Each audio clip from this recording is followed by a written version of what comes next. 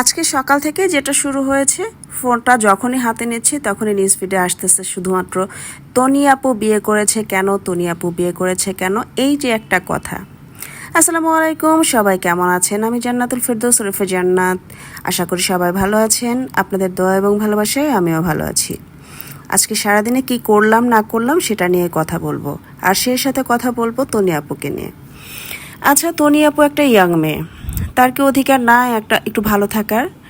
একটা লোকের সাথে ওনার বিয়ে হয়েছিল, উনি মারাও গেছেন, তো তাই বলে কি উনি এখন সারা জীবন একা একা থাকবে? যখন উনি বলেছিলেন যে না, ওনাকে ছাড়া উনি একাই জীবন পরিচালনা করবে, তখন ওনার আবেগ কাজ করেছিল, তখন তার বিবেক কাজ করে নাই। বিকজ তখন একটা মানুষ যখন ইমোশন থাকে তখন সে অনেক কিছুই বলতে পারে। তার মানে এই নয় যে ওই জিনিসটা হচ্ছে তার লাইফে ওইভাবেই চলতে হবে। তো যাই হোক, আমি সারাদিনে যেটা করলাম সেটাই আজকে বলি। বাচ্চাকে নিয়ে স্কুলে গেলাম, দেন স্কুল থেকে আসলাম, এসে রান্না করলাম। রান্না করার সময় আমি কি করলাম দেখেন, 2টা পিস আমার মাছ ছিল, যে পিসটা হচ্ছে আমাদের আসলে খাওয়াও হতো না ওইভাবে, কারণ এটা হচ্ছে মাছের লেজ। তো আমি মাছের লেজটাকে আসলে যেভাবে কুক করি সেটাই আপনাদেরকে দেখাচ্ছি। তো এখানে আমি নিয়েছি আদা রসুন পেঁয়াজ বাটা, সামান্য একটু লবণ, এবং হচ্ছে মরিচের গুঁড়া, হলুদের গুঁড়া, ধনের গুঁড়া। তো এই সব কিছু দিয়ে আমি একটু পানি দিয়ে হচ্ছে সিদ্ধ করে নিব। আপনারা একটু ভালো করে খেয়াল করলে কিন্তু দেখতে পাবেন এখানে কিন্তু কোনো রকম কোনো অয়েল আমি ইউজ করিনি, কারণ আমরা যখন মাছটাকে ভর্তা করতে যাব তখন আমাদেরকে অনেক পরিমাণে তেল দিতে হবে। তো যাই হোক, আমি সিদ্ধ বসিয়ে দিলাম এবং হচ্ছে সেই সাথে আমি রেডি করছিলাম। এখানে আমার অনেক পরিমাণ হচ্ছে দিতে হবে, পেঁয়াজ দিতে হবে, সেই সাথে রসুন দিতে হবে। দেখেন আমার মাছটা কিন্তু হয়েও এসেছে। পানিটা যখন এভাবে টেনে আসবে তখন বুঝে নেবেন যে না, মাছটা হয়ে গেছে।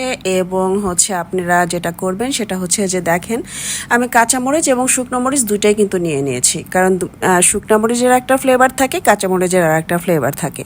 তো আমি একটু ভালো করে ভেজে দেন হচ্ছে আমি রসুন একটা পুরো রসুন কিন্তু আমি এখানে দিয়েছি, রসুনটা একটু থেতলিয়ে নিয়েছি, এবং হচ্ছে আমি 1 কাপ পরিমাণে হচ্ছে পেঁয়াজ দিয়েছি। তো এই দুটোকে আমি একটু ব্রাউন শেপ করে ভেজে নেব, ব্রাউন কালার। তো ভেজে নেব, দেন হচ্ছে আমি এটাকে ভাজার সময় যেটা আমি করে নেব সেটা হচ্ছে মাছটাকে একটু ঠান্ডা করে কাঁটাটাকে ভালো করে বেছে নেব, যাতে কাঁটাটা আমাদের গলায় না আটকে খাবার টাইমে। তো আমি ভালো করে হচ্ছে মাছটাকে না, ভালো করে হচ্ছে পেঁয়াজটাকে ভেজে নিলাম, আর সেই সাথে এই পাশে কিন্তু আমি ধনেপাতা কুচিয়ে রেখেছিলাম।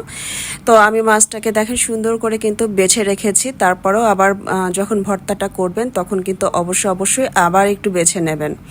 তো দেখেন আমার মাছ কিন্তু ভর্তা করা শেষ। দেখেন একটা কাটা ছিল, সেটাকেও কিন্তু আমি বের করে নিলাম। তো এইভাবে যদি আসলে আপনারা করতে পারেন তাহলে দেখবেন যে মাছ খান না সে মাছও কিন্তু অনেক বেশি টেস্টি লাগবে। আর আমার এই মাছটা ছিল রুই মাছ। যাই হোক, সবাই ভালো থাকবেন এবং হচ্ছে পাশে থাকবেন, লাইক কমেন্ট শেয়ার করে পাশে থাকবেন আশা করি। আর যারা আমাকে দেখতে পারেন না তাদেরকে এক বালতি সমবেদনা, কারণ তারা আমাকে দেখতে ইচ্ছে করে না তবুও আমার ভিডিওগুলো দেখেন, তো এজন্য আপনাদেরকে অনেক ধন্যবাদ।